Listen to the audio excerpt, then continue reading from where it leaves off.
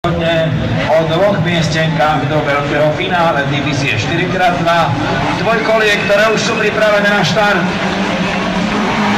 A je odštartované Martinovi Linkovové dráhe, veľmi dobré, ale pozrite sa, Karol Šedivý zautočil hneď z vonkajšej dráhy, zavesil sa na Martina Argana na druhé miesto.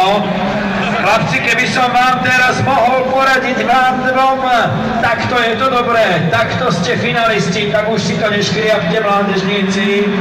Jedine, že by ešte prišla hrozba z tretieho miesta v podobe Petra Baniara, ktorý využije súboje dvoch na prvých miestach a veľmi vďačne niektorého vymení na mieste, ktoré znamená účasť vo finále. Zatiaľ do finále ide Martin Argan a Karol Šedivý.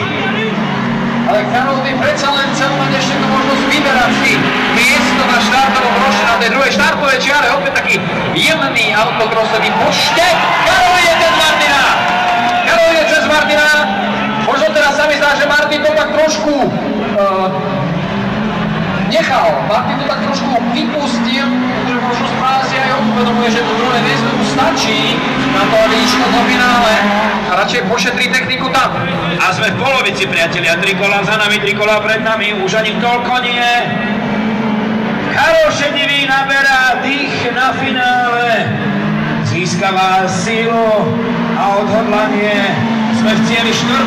kola. Karol Šedivý, Martin Argan, Peter Baniar, Roman Štekovič, Adrian Žilik už do finále za týchto okolností pokračovať nebudú.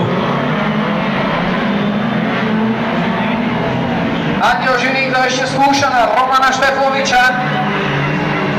A ideme do posledného kola. Karol Šedivý evidentne patrí do finále. Martin Argan tiež, bohužiaľ.